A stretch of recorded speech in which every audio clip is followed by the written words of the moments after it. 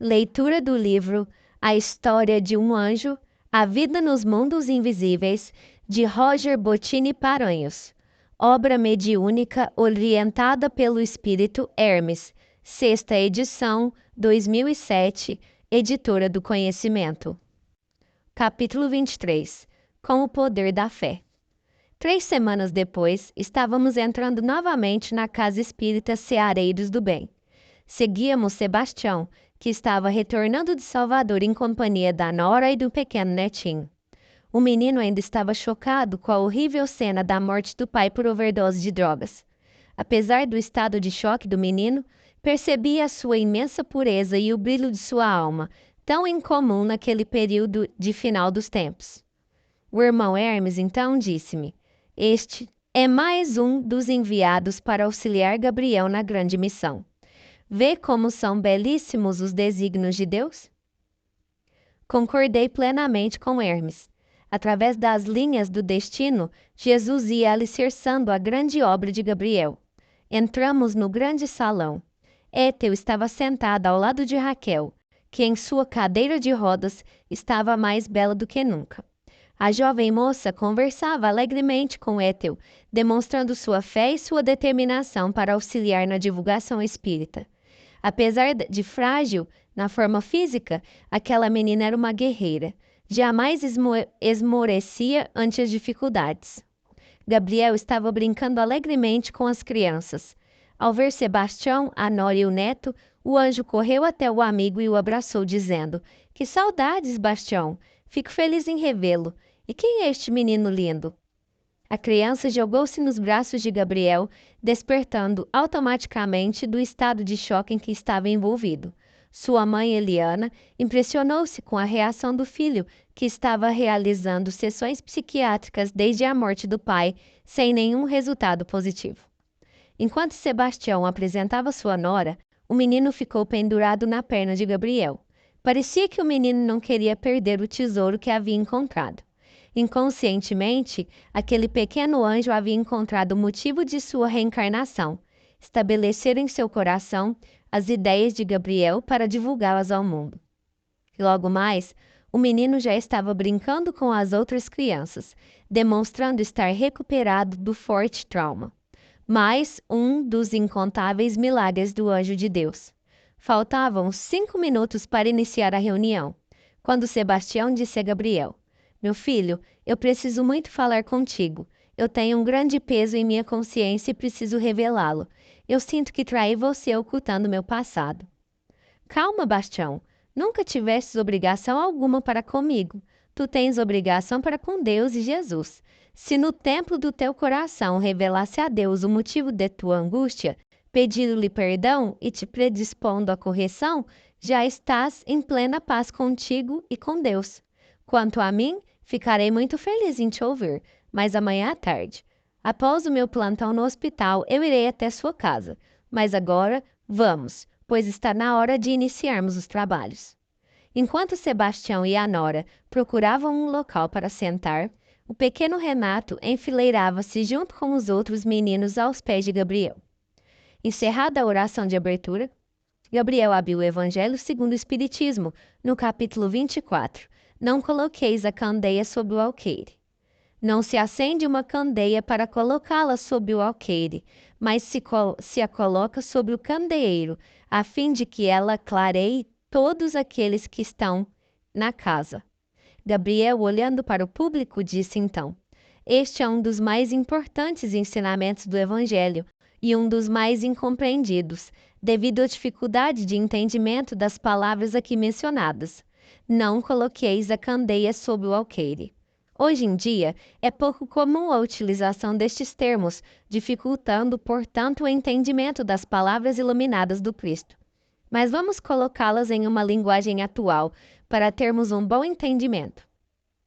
Vamos substituir o coloqueis por colocar, a candeia por lampião ou lamparina, já a palavra sob por debaixo, e finalmente substituiremos a palavra alqueire por mesa ou armário.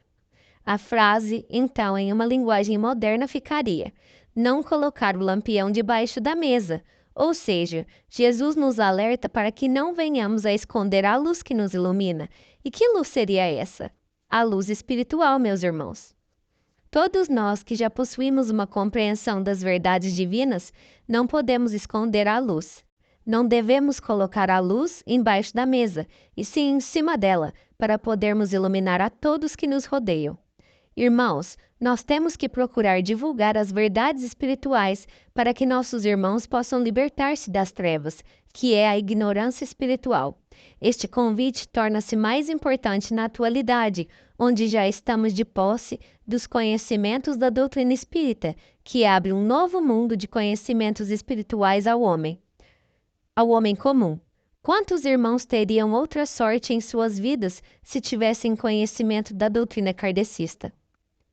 Vejam o tamanho de nossa responsabilidade, pois atualmente fazemos parte do raro grupo de irmãos encarnados que possuem alguma consciência espiritual, neste mar de trevas em que se encontra a humanidade encarnada.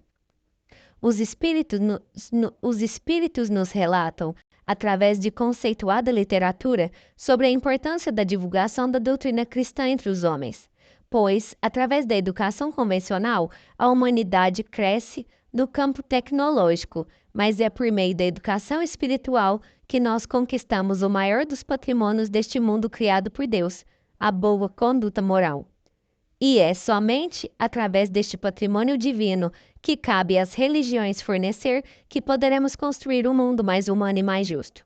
Com estas palavras, não desejo estimulá-los a um fanatismo religioso, onde pobres irmãos tentam incutir à força suas convicções religiosas, mesmo porque todos temos o nosso momento de despertamento.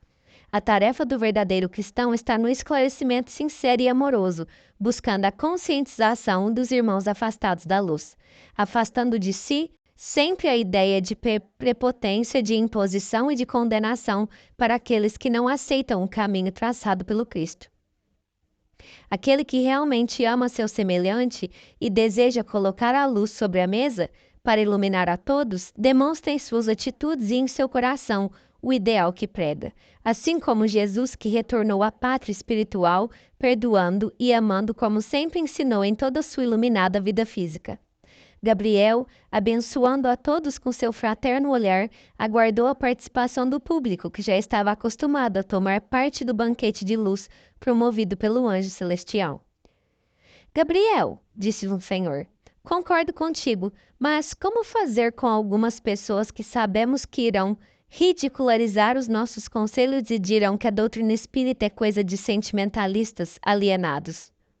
Obrigado, irmão, pela valiosa pergunta que nos ajudará a analisar este importante ponto, disse Gabriel.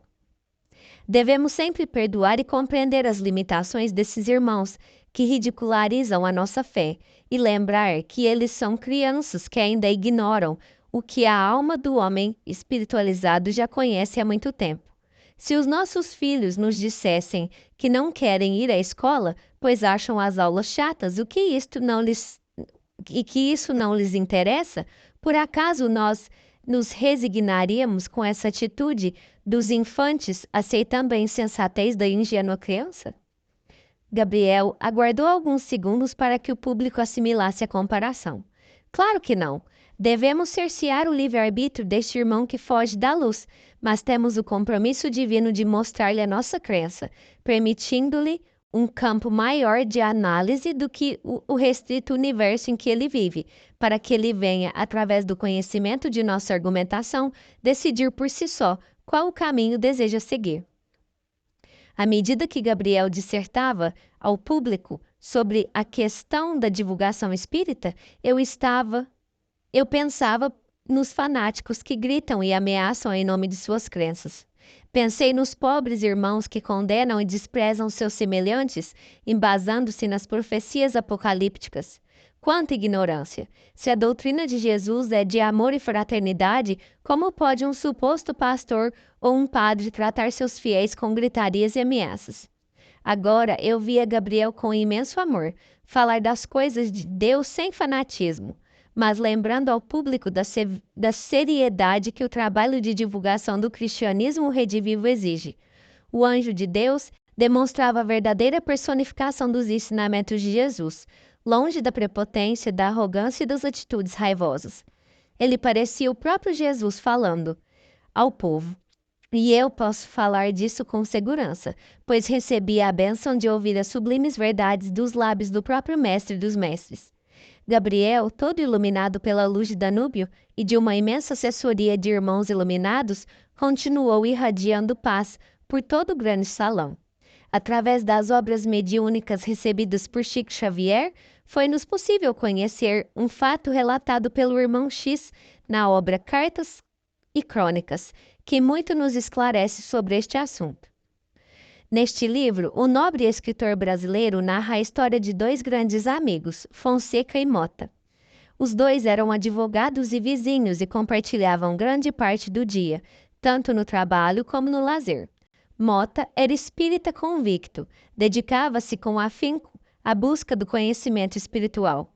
Reparando que tanto seu amigo do peito como os demais amigos não simpatizavam com seu sentimento religioso, Mota começou a esconder seus livros espíritas no quarto, deixando na sala apenas as obras da literatura comum.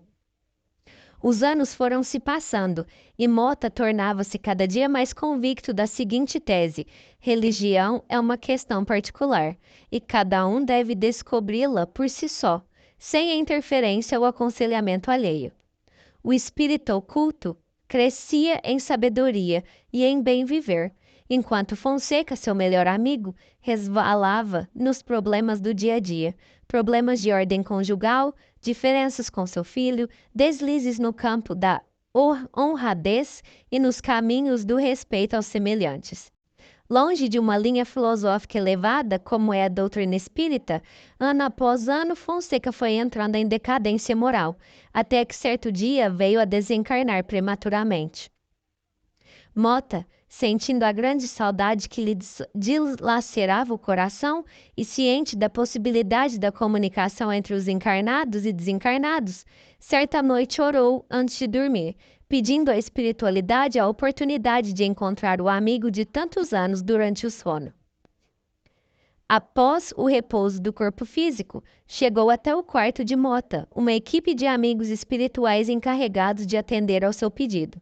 Desligado do corpo físico, Mota foi levado até um hospital espiritual, onde encontrou repousando em um leito o grande amigo Fonseca. O convalescente, ao ver a chegada de seu melhor amigo, pulou da cama com os olhos esgazeados e abraçou-o, agradecendo a Deus nestes termos: graças a Deus, meu amigo, como pedi a Deus por esta oportunidade, não temos tempo a perder. Lembras-te, durante a nossa juventude, quando começaste a estudar as ideias espíritas? Percebendo o sinal afirmativo de Mota, Fonseca continuou: pois bem, meu irmão, tudo aquilo que tu dizias e nós desdenhávamos é a mais pura verdade. Tu precisas aproveitar que ainda estás na carne para integrar-te aos ensinamentos de luz. Calma, Fonseca, disse Mota com um ar realizado nos caminhos da evolução.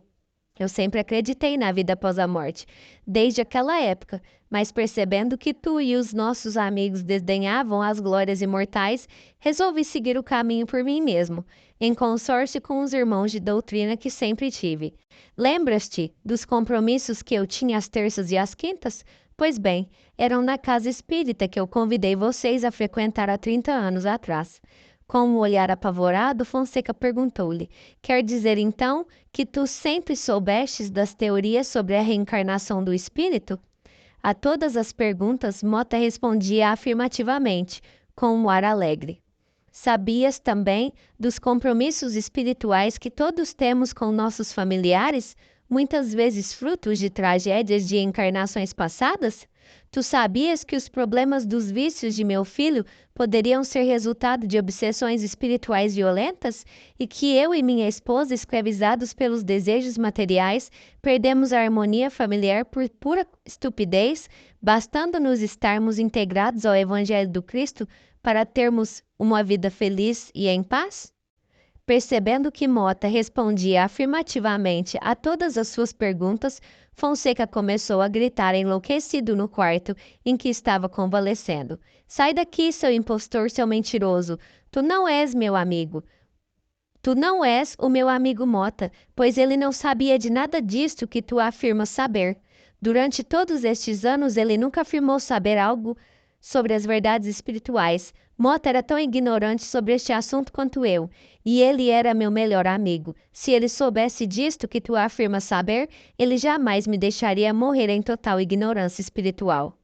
Apavorado com as palavras de Fonseca, Mota saiu correndo pelos corredores do grande hospital, tropeçando nos equipamentos médicos. Mota foi recolhido pela equipe espiritual que o havia trazido até ali.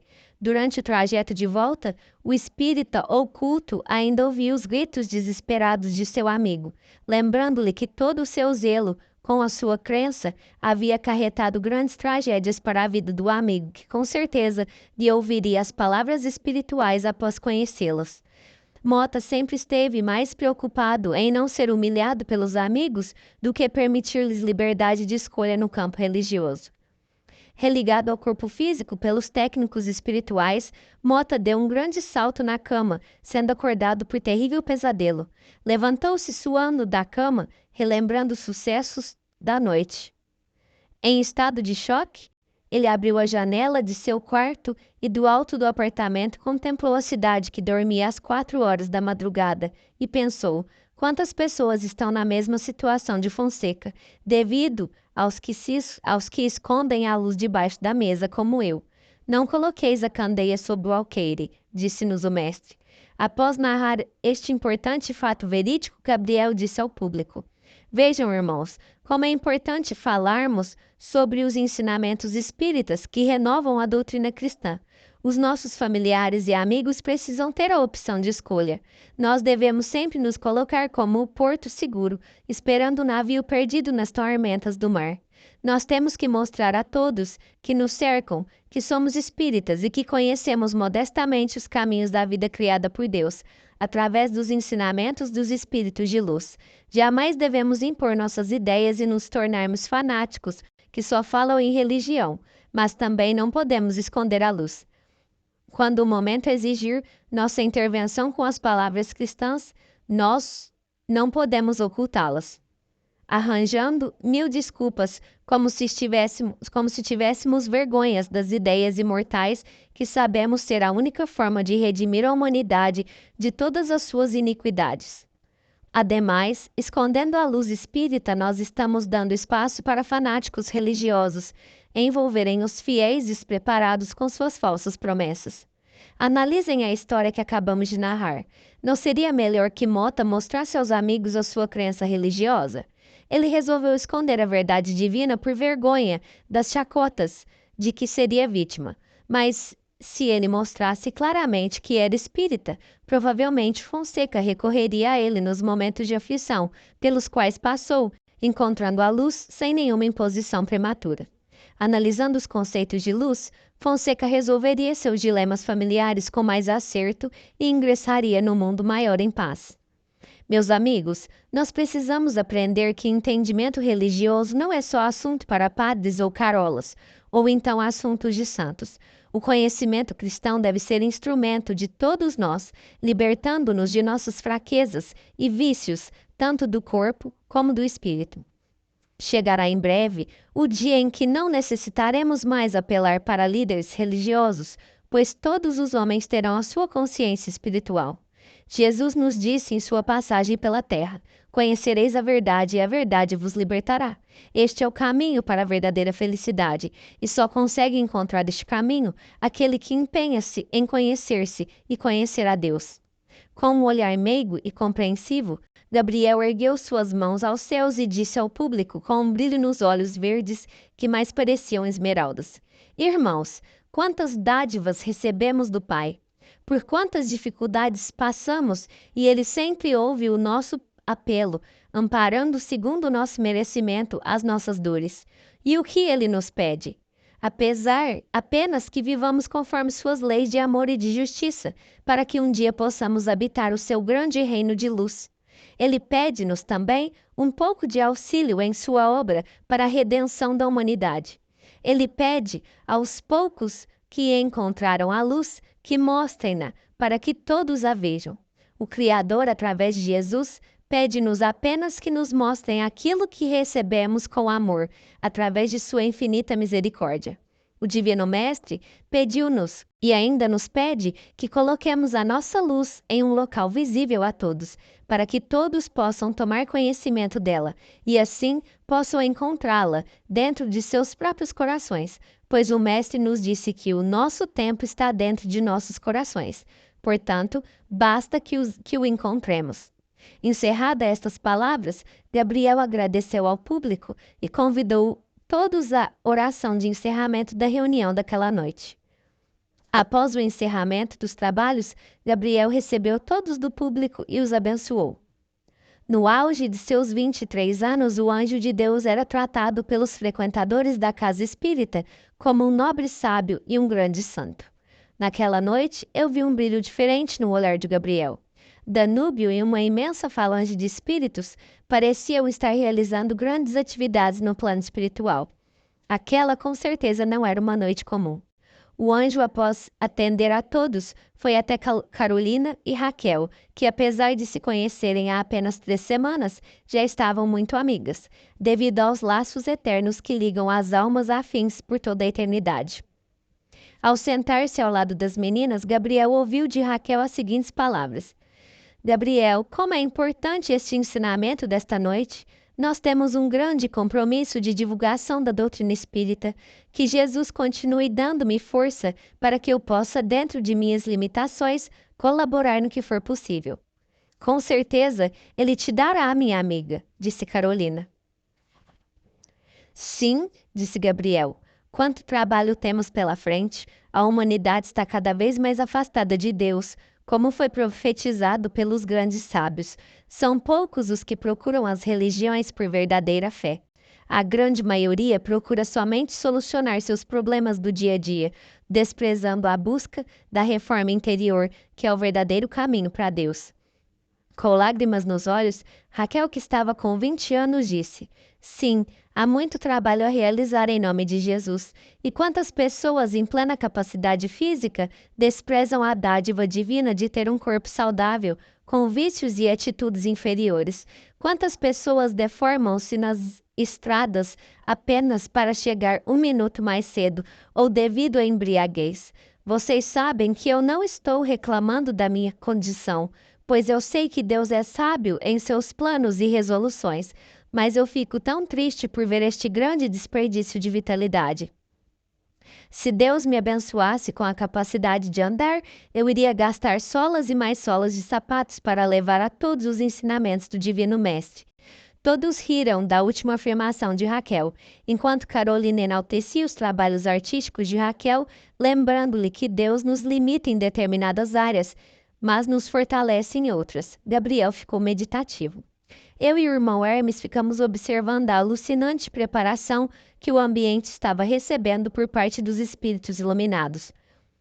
Alguns minutos depois, Danúbio aproximou-se de Gabriel e disse-lhe em viva voz: Gabriel, é chegado o momento de maravilhares o mundo. O anjo abaixou a cabeça e ficou em estado de oração. Uma forte luz, invisível ao homem comum, começou a desprender-se de todo o seu ser.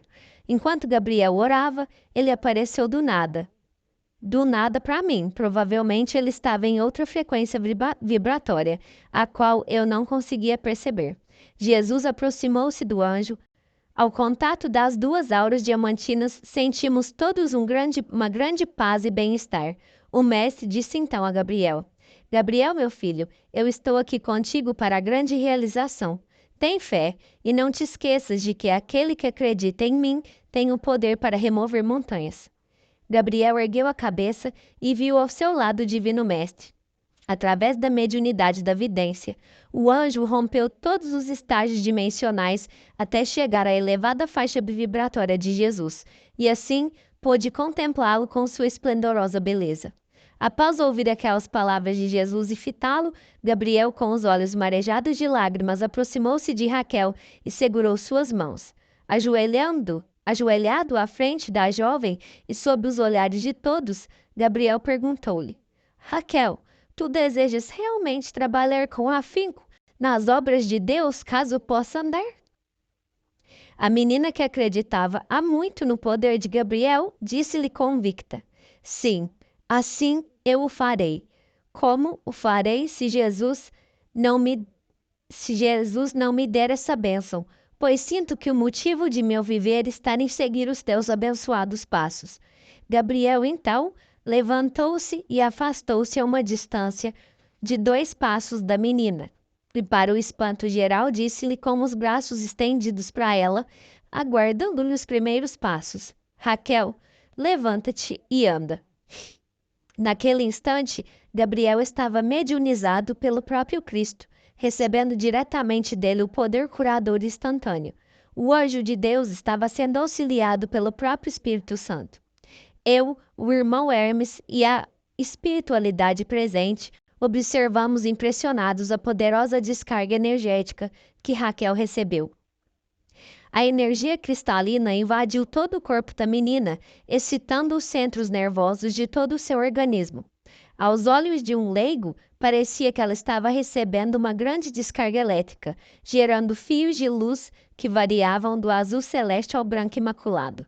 Determinada, a menina levantou-se e, com passos cambaleantes, caminhou até Gabriel, terminando por cair em seus braços devido ao despreparo muscular. Em alguns meses de fisioterapia, Raquel já estaria caminhando normalmente. O grande número de pessoas que ainda estava no salão não acreditava no que estavam vendo. Todos conheciam aquela menina e sabiam que ela era paralítica de nascença. Muitos ajoelharam-se no chão agradecendo a Jesus. Alguns intuitivamente perceberam a presença do Mestre, que, feliz com mais uma de suas grandes realizações, esboçava um cativante sorriso. Gabriel, em lágrimas, agradecia também ao Mestre, enquanto as pessoas o abraçavam. Os pais de Raquel, naquela noite, conheceram o céu.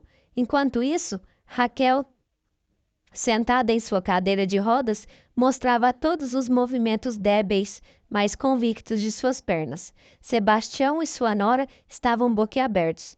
Logo, o pessoal que estava no andar térreo da casa espírita ficou sabendo.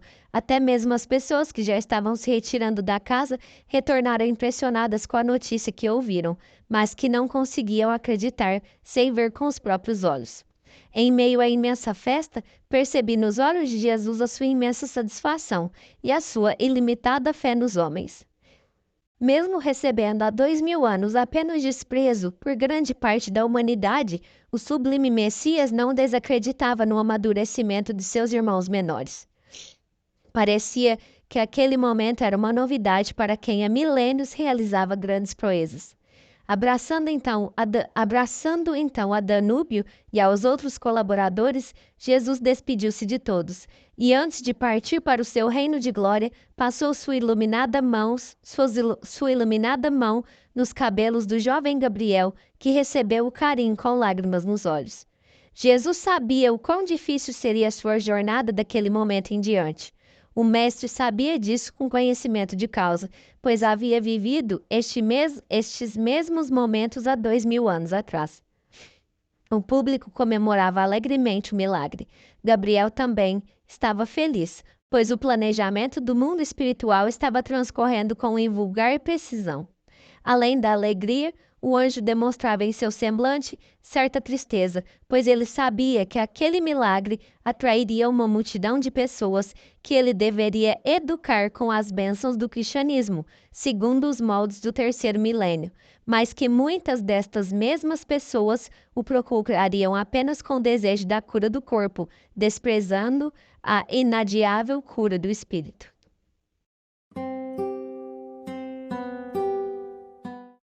Capítulo 24. O Senhor é o nosso pastor.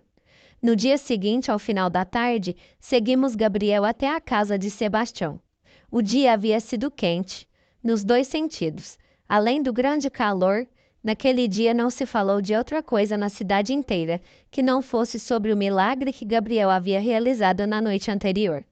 Apesar de ser uma cidade de médio porte, todos os habitantes já conheciam Gabriel e a sua fama de enviado de Deus. Portanto, a notícia correu rápido. Para alguns, surpresa e admiração, para outros, aquilo que já era esperado. Muitos acreditavam que Gabriel era Jesus que havia retornado, como acreditam algumas religiões. Até mesmo Sebastião, em determinado momento, havia perguntado a Marcos sobre este assunto, ao que Marcos respondeu: Não, Gabriel não é Jesus, mas ele é um dos maiores no reino do Cristo.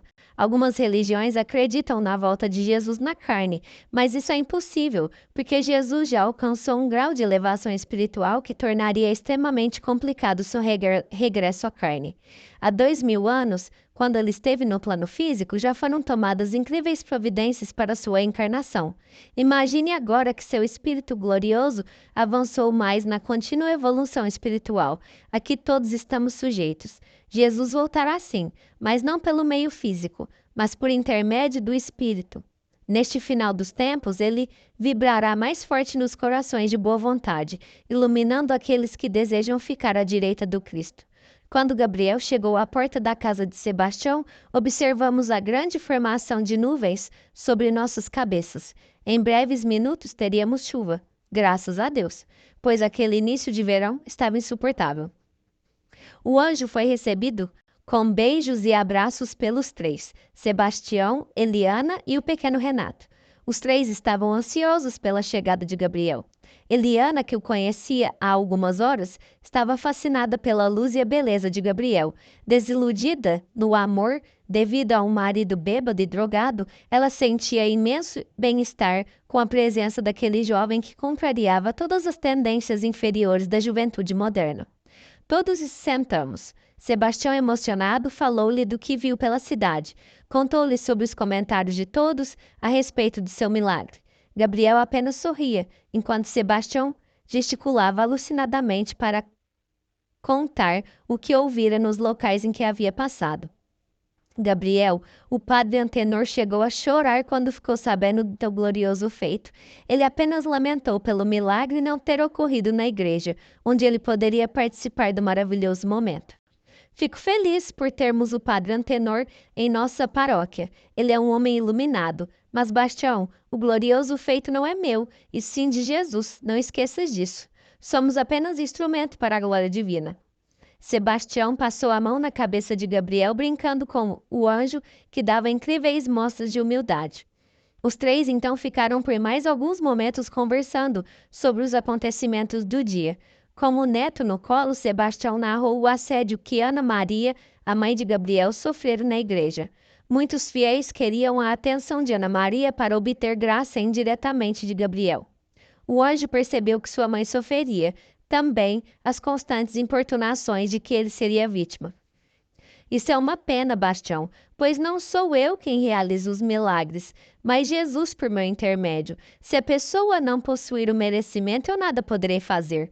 No caso de Raquel, ela é quem foi a grande mediadora através de sua fé incondicional e de sua força de vontade para viver em perfeita harmonia com as leis de Deus. Eu sei que muitos me procurarão, mas poucos serão os que eu poderei ajudar. Infelizmente, o homem não compreende a importância da renovação interior ante a cura do corpo. Aquele que cura sua alma ganha por acréscimo divino a cura do veículo físico. Já aquele que se entrega aos atos contrários à lei divina adquire as enfermidades do espírito, que descem rapidamente para o corpo de carne. Todos refletiram sobre as palavras de Gabriel, inclusive Renato, que fez uma carinha triste após as palavras do anjo. A conversa corria tranquila, quando Sebastião olhou para o céu, para os primeiros pingos da chuva que começavam a molhar a grama, e disse com a voz embargada: Gabriel, eu preciso lhe dizer a verdade sobre minha vida. Eu nunca quis falar-lhe, pois no início você era um desconhecido, e depois fiquei com medo e vergonha ao mesmo tempo pelo meu passado. Sebastião falou sobre tudo o que já conhecemos, sua fortuna, seus filhos, explicou a relação da nora com César, o motivo que o fez viajar apressadamente há pouco mais de 3 semanas e as tristes realidades que ficou sabendo em relação aos seus descendentes. Enquanto Sebastião falava, Eliana chorava devido às lembranças tristes do passado recente. A voz de Sebastião ficava pouco a pouco mais embaraçada. O anjo então levantou-se e abraçou os dois, consolando-os. Gabriel, sábio conhecedor do segredo místico de consolar almas, disse-lhes: Meus amigos, a vida não é só de alegrias, ainda mais no atual período em que estamos vivendo. Infelizmente, Nem todos estão dispostos a viver em paz e harmonia. E não esqueçamos que somos todos irmãos, filhos do mesmo Pai. Nós fizemos a nossa parte, talvez não tão bem como deveríamos, mas tivemos boa vontade. Agora confiemos em nossos irmãos na conta da infinita misericórdia de Deus, que nunca abandona seus filhos. E quanto a ti, Bastião, não te entristeças por não teres me dito nada quanto à tua fortuna, pois não é a ela que procuro, mas sim a amigos que sejam valorosos. E não te preocupes com o tempo perdido em relação aos projetos que sempre acalentei, pois Deus sabe o momento certo para todas as iniciativas do bem. Mas, Gabriel, nós poderíamos já estar há muito tempo realizando os teus sonhos, que agora são também meus. Mas a minha indecisão fez-nos perder um precioso tempo. Não penses assim, meu irmão. Os recursos financeiros são os que menos importa em uma tarefa do bem. Quantas pessoas alegam a falta de dinheiro para as grandes realizações e, quando obtêm este dinheiro, nada fazem? Isto prova que o dinheiro não é o mais difícil nas grandes obras. O mais difícil é a determinação no projeto em questão. Ademais, sigamos os ensinamentos de Jesus que nos diz: não andeis ansiosos pela vossa vida, quanto aos que haveis de comer ou beber, nem pelo vosso corpo, quanto aos que haveis de vestir. Não é a vida mais do que o alimento e o corpo mais que as vestes? Observai as aves do céu. Não semeiam, não colhem, nem ajuntam em celeiros. Contudo, vosso Pai Celeste as sustenta. Porventura, não valeis vós muito mais do que as aves? Qual de vós, por ansioso que esteja, pode acrescentar um côvado à sua estatura? E por que andais ansiosos quanto ao vestuário? Considerai como crescem os lírios do campo, eles não trabalham nem fiam. Eu, contudo, vos afirmo que nem Salomão, em toda a sua glória, se vestiu como qualquer um deles. Ora, se Deus veste assim a erva do campo, que hoje existe e amanhã é lançada no forno, quanto mais a vós outros, homens de pequena fé. Espantei-me ao ver Gabriel repetir literalmente aquele trecho do Evangelho de cabeça, somente através da utilização de sua própria memória. O anjo olhava para o céu, acompanhando a beleza da chuva que trazia a todos na cidade o perfume da terra. Eliana, então, jogou-se de joelhos aos pés de Gabriel e beijou suas mãos, agradecendo a Deus por aquele momento de luz. Gabriel acariciou seus cabelos e disse-lhe: não chores, mulher. Em breve farás parte deste grande empreendimento de luz que Bastião proporcionará ao povo. Precisamos de teu empenho e de tua força. Esquece o passado e tudo que te aflige. Faze como Maria Madalena, que transformou a sua vida num cântico glorioso de louvor a Deus. Eu fiquei curioso, querendo desvendar o passado daquela mulher, mas percebi que não era o momento e não era cristão. Sebastião também desconhecia os motivos daquela crise da moça, mas manteve-se sereno respeitando seu passado. O ensinamento "não julgue para não ser julgado" já morava no coração do bom velhinho. Renato, que estava brincando na chuva devido ao forte calor, correu até sua mãe e perguntou-lhe por que ela estava chorando, e ela respondeu: meu filho, não se preocupe, mamãe está chorando de alegria. Agora vá brincar. Enquanto o menino corria pelas poças d'água da abençoada chuva, Gabriel continuou iluminando a todos ali presentes, encarnados e desencarnados. Façamos nós como as aves do céu, que não semeiam e não colhem, mas Deus lhes dá o devido sustento. Ou seja, precisamos nos preocupar com o espírito de serviço. Bastião, quantas vezes nós necessitamos de dinheiro para as obras assistenciais e ele surgiu das formas mais imprevistas possíveis? Não se preocupe, portanto, com os recursos materiais, pois Jesus sempre nos abastece, como Deus alimenta as aves há séculos. E não podemos esquecer também do Salmo 23, que nos diz: o Senhor é o nosso pastor, nada nos faltará. Se estamos com Deus e Jesus, basta apenas confiar e dedicar-se ao trabalho que enobrece a alma. Se só agora a tua fortuna chega até Cristo, é porque assim estava escrito: antes tarde do que nunca. E não te esqueças de que a obra de Deus é maior do que todos os anseios humanos. Se não fosse o teu dinheiro, seria o dinheiro advindo de outra origem, porque é a vontade de Deus que realizemos este projeto. E quando Deus quer, o homem não pode.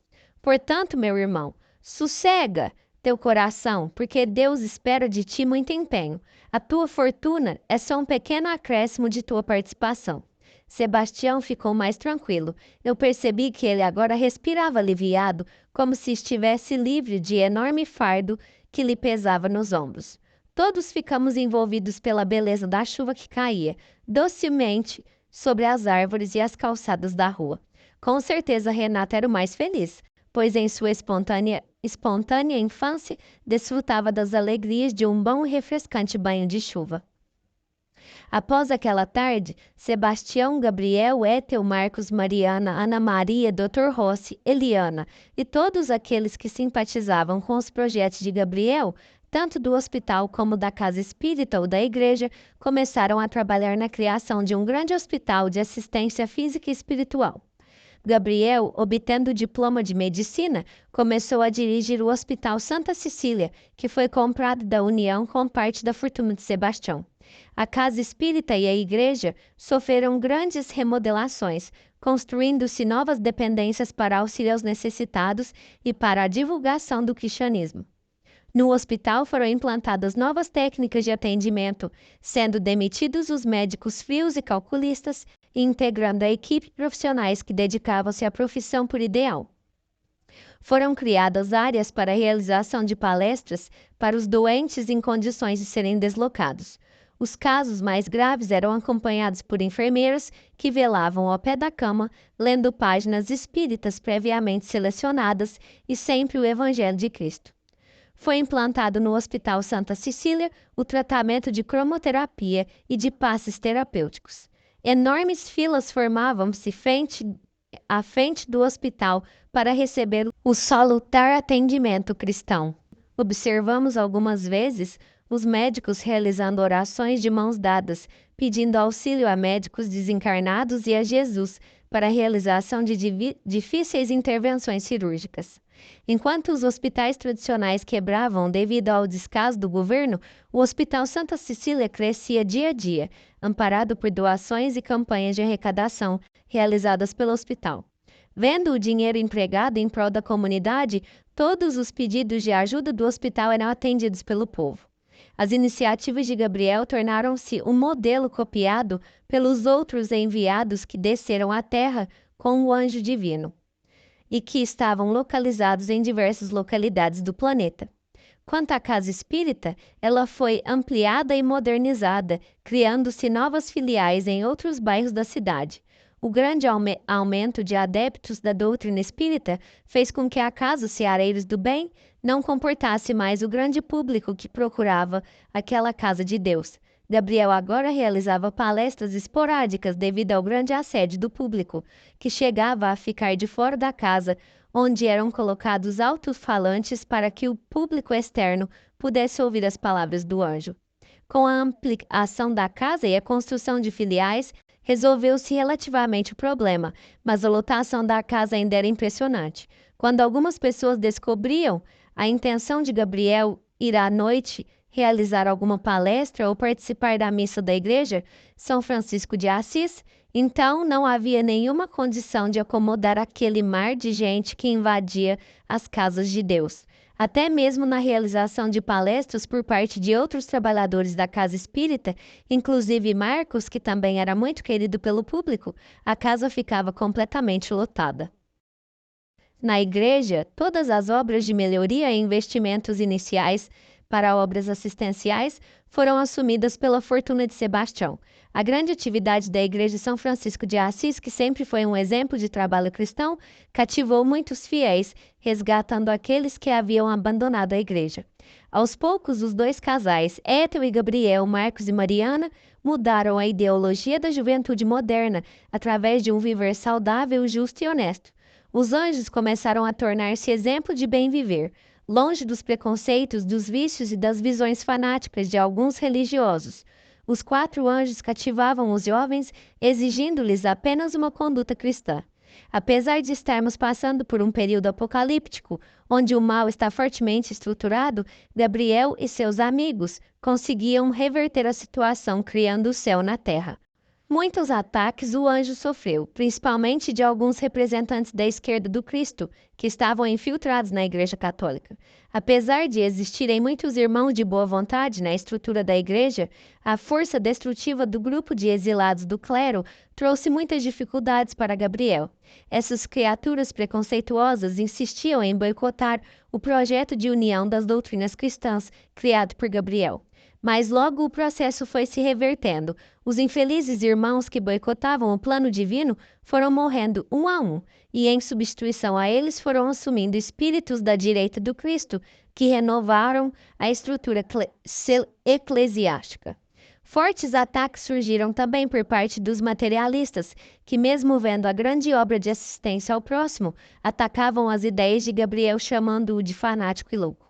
Mas Gabriel não se preocupava com as críticas e seguia abençoando e iluminando a todos, transformando seus conceitos em novas formas de viver. O anjo alertava a todos que suas palavras não eram moda, mas que vieram para ficar, pois ele falava as palavras do Cristo, e como o Mestre mesmo havia dito, o céu e a terra passarão, mas minhas palavras ficarão.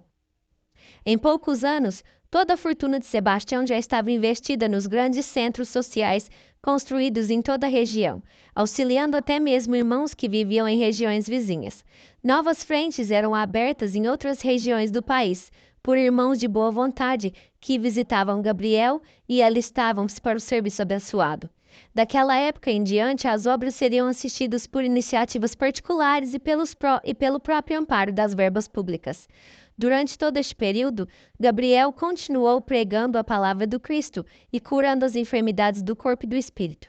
Algumas pessoas procuravam-no com interesse em reconstruir suas vidas. Outras, somente com o interesse imediato de obter a cura para o corpo físico.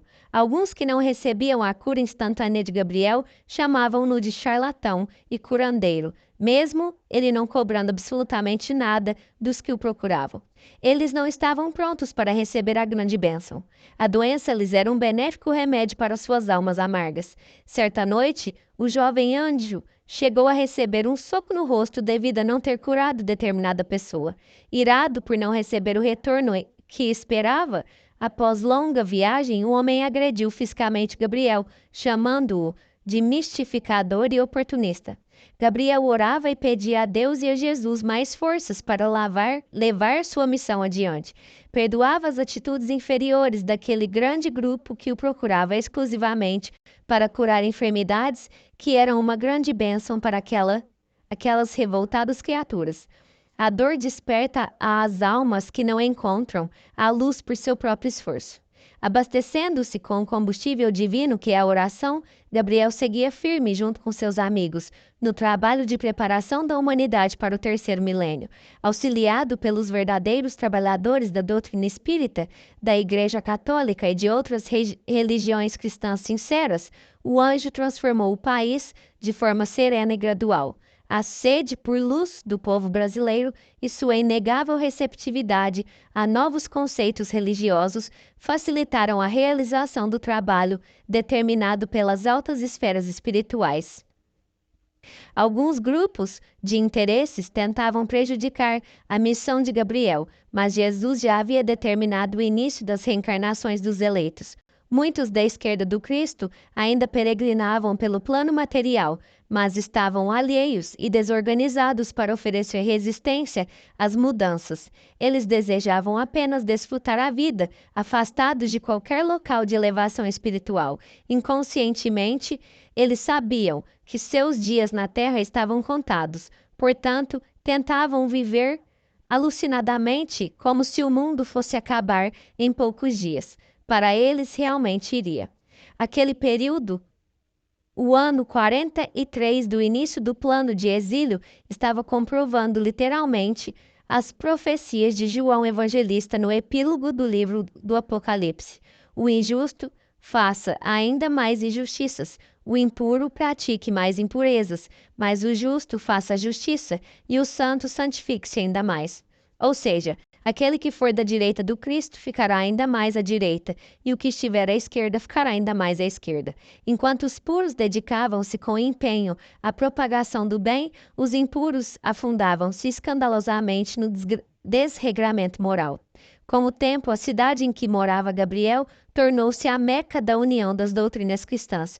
Além das grandes conferências espiritualistas, também lá se reuniam grandes médicos para definir os primeiros passos da medicina do futuro, baseada em tratamentos espirituais com base em remédios homeopáticos. O Santa Cecília era o hospital piloto para as implantações de novas técnicas que desde cedo aparentaram impressionantes resultados. Entre uma atividade e outra, Gabriel encontrava tempo para, de surpresa, aparecer nas reuniões espíritas da Casa Ceareiros do Bem, e assim falar ao público. Há alguns meses, Gabriel falava mais em ginásios, estádios de futebol e na televisão do que nos pequenos auditórios, devido à falta de espaço para seu imenso público. Em uma dessas reuniões, Gabriel realizou mais um grande milagre. Antes de começar a falar ao público, uma senhora muito pobre aproximou-se de Gabriel e pediu-lhe auxílio financeiro para enviar seu filho aos Estados Unidos, onde ele deveria realizar uma complicada cirurgia, devido a uma rara doença que possuía.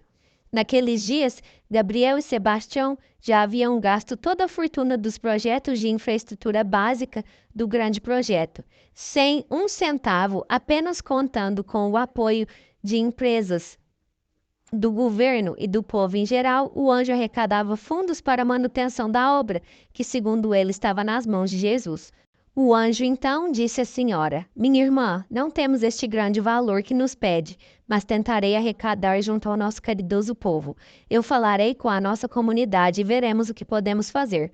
Por enquanto, eu não tenho o que procuras, mas o pouco que tenho eu te dou. Gabriel então abraçou o menino com lágrimas nos olhos. Aquela fantástica luz se repetiu, levando as iniquidades da alma. Jesus estava novamente amparando o anjo. Após aquele fraterno abraço, a mãe do pequenino agradeceu comovida a atenção de Gabriel e sentou-se para assistir à palestra do anjo, que ficou com o menino a seus pés durante toda a reunião. Na semana seguinte, a senhora retornou avisando a Gabriel que não era mais necessário arrecadar a verba necessária para a intervenção cirúrgica. O médico que tratava do menino, após estranhar a súbita melhora do garoto, realizou novos exames que não detectaram o menor resquício da doença. O novo milagre correu o país, confirmando as virtudes de Gabriel, que eram incontestáveis. Mesmo os que não simpatizavam com as ideias renovadoras do anjo rendiam-se ante sua nobreza de caráter e seu espírito de caridade. Em uma época em que os médicos saíam para almoçar tranquilamente enquanto pacientes morriam nos corredores por falta de atendimento, Gabriel dava impressionantes mostras de carinho e de consciência cristã. O anjo virava noites atendendo os pacientes e só se retirava quando era substituído por outros colegas. Muitos outros milagres Gabriel realizou, inclusive a cura de cegos, mudos e surdos. Em determinado dia, Gabriel falava informalmente com algumas pessoas no pátio da igreja, São Francisco de Assis. O anjo dissertava sobre as questões da fé e da confiança na força divina, quando um casal humilde aproximou-se com uma criança raquítica nos braços e com incrível humildade disseram ao anjo: Senhor, sabemos que o poder de Deus tudo pode realizar, e sabemos que o poder de Deus está com o Senhor. Nosso filho nunca pôde andar nem falar. E colocaram a criança aos pés do nobre jovem, que ficou com os olhos rasos de lágrimas ao ver a situação triste daquela criança. Envolvida em profunda confiança na força divina, como ele estava falando aos que o cercavam, Gabriel agachou-se até a criança e disse-lhe: Teus pais têm muita fé e com muito amor no coração. Portanto, levanta-te e anda. Com o auxílio do anjo, a criança deu os primeiros passos e disse: Papai, mamãe. Os pais do menino ajoelharam-se para abraçar o menino e agradecer a Deus e ao anjo Gabriel. O anjo, ainda de cócoras, disse-lhes então: Vocês acabaram de contrair imensa dívida para com a obra de Deus. Não esqueçam que, a quem muito for dado, muito será pedido. Portanto, vão com Deus e convertam suas vidas em um hino de amor a Deus e aos seus semelhantes, para que não sofram tragédias piores. E isto digo a todos: não se entreguem jamais às perversões do espírito, seja qual for o motivo, pois tudo que precisamos está nas mãos de Deus. Basta pedirmos e obteremos, fazendo, é claro, nossa parte, através do trabalho honesto. Lembre-se sempre, o Senhor é o nosso pastor, portanto, nada, jamais nos faltará. Terminamos esses capítulos com a bênção de Deus e do Mestre Jesus. Nos encontramos nos próximos capítulos. Beijos de luz.